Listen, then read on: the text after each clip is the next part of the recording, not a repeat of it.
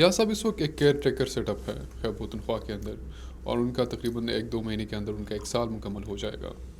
اور ہم نے یہ کیئر ٹیکر گورنمنٹ جو ہوتی ہے اس وقت ان کو کس حد تک جو فنڈز ایلوکیشن ہے ان کی اختیار سے ہٹ کر وہ فنڈز ایلوکیشن کر رہے ہیں، یا اس وقت وہ صوبے کے انتظامی معاملات کو چلانے کی بجائے ڈیولپمنٹل سیکٹر میں کتنے گھس گئے ہیں، وہاں پہ کتنے پروجیکٹ اناؤنس ہو رہے ہیں، یا اس کے لیے فنڈز بھی جو ہے وہ جاری کیے جا رہے ہیں. اس میں جو قانونی معاملات ہیں اس میں ذرا ہمیں. خیبر پختونخوا میں 2 نگراں حکومتیں گزری ہیں. ایک ہوتا ہے سیاسی نگران حکومت اور ایک کسی حد تک غیر سیاسی نگران حکومت. جو اگست تک تھی وہ سیاسی نگران حکومت تھی. اس سیاسی نگران حکومت میں اعظم خان صاحب اس کے وزیر اعلیٰ تھے، اور پھر آپ کو دیکھیے ہر سیاسی جماعت نے اس میں اپنا حصہ ڈالا ہوا تھا. ہر نے عوامی national party, Pakistan people party, JUI، یہ سب نے اپنے اپنے، حتیٰ کہ وہ لوگ جو اس وقت کابینہ کے ممبر تھے اس وقت الیکشن لڑ رہے ہیں. خوش قسمتی سے آئین کے اندر یہ طے پایا ہے کہ نگراں حکومت نئے منصوبے کا اجرا نہیں کر سکتی، لیکن جو ترقیاتی فنڈ ہوتا ہے اس کے لیے ایلوکیشن کر سکتی ہے. اب اس ترقیاتی فنڈ میں جو پہلے سے منصوبے تھے ان میں سے جو من پسند منصوبے ان کے لیے فنڈ تو جاری کیا گیا، لیکن میں دوبارہ بتا دوں وفاق فنڈ ہی نہیں دے رہا تھا.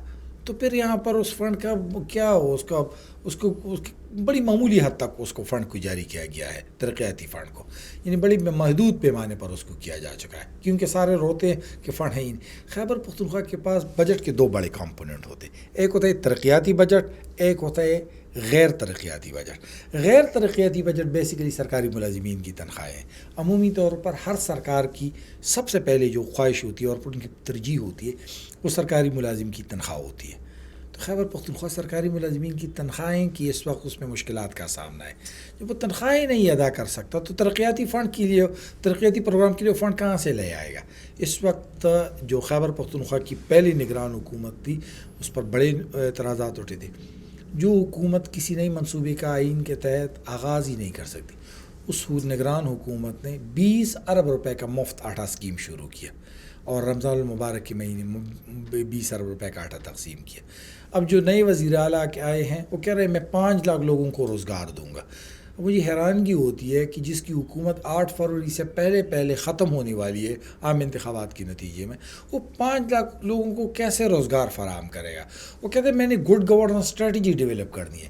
حالانکہ الیکشن کے ایکٹ جو ہے وہ 2017 کے، اس کی جو بائی لاس ہے اس میں واضح طور پر سیکشن 4 ہے، اس میں کہا گیا ہے کہ بزنس جو ہے وہ نگران حکومت کا وہ بڑا محدود ہے، وہ نئی منصوبے کا آغاز نہیں کر سکتی، وہ کسی کو ترقیاتی فنڈ نہیں دے سکتی. اس کا اختیار صرف اور صرف نئے انتخابات کے انعقاد کے حد تک محدود ہے، اور انہوں نے الیکشن کمیشن آف پاکستان کو اسسٹ کرنا ہے. بدقسمتی سے نگراں حکومت کے اس دور میں جو جنوری 2023 میں قائم ہوا تھا، تقریباً 11 ماہ اس کو ہونے کے ہیں.